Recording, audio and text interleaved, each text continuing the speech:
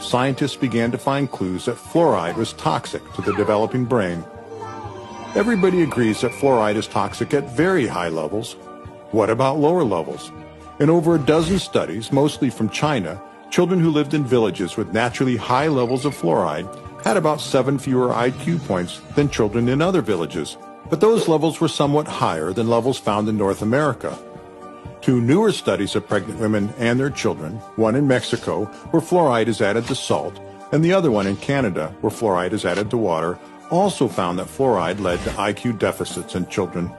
As fluoride levels increased in pregnant women from 0.1 part per million to 1 part per million, the IQ scores of their children dropped by about 3 to 5 points. What about infants? As fluoride increased in infants, their IQ scores dropped further, especially in formula-fed babies.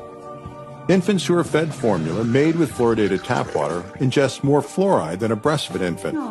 Breast milk contains very little fluoride.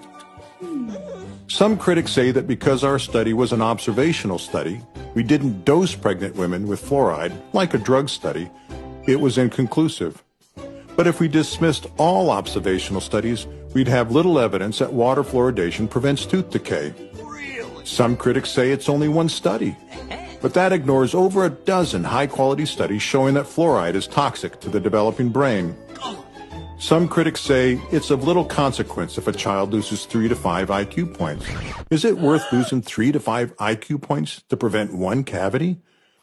Let's look at the impact of reducing children's IQ scores by 5 points. Most of us have IQ scores that fall between 85 and 115 points. Only 2.5% of children have an IQ above 130, which is considered gifted. There are about 6 million children in this group.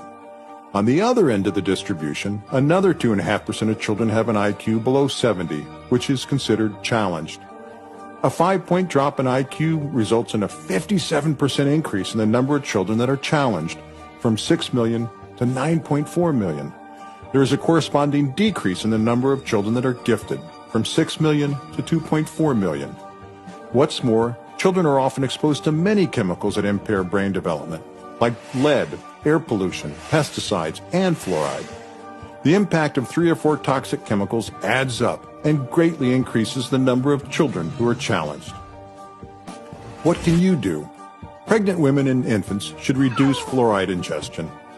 If you are pregnant, don't drink fluoridated water or black tea. If possible, breastfeed your baby. Otherwise, don't use fluoridated water to make infant formula.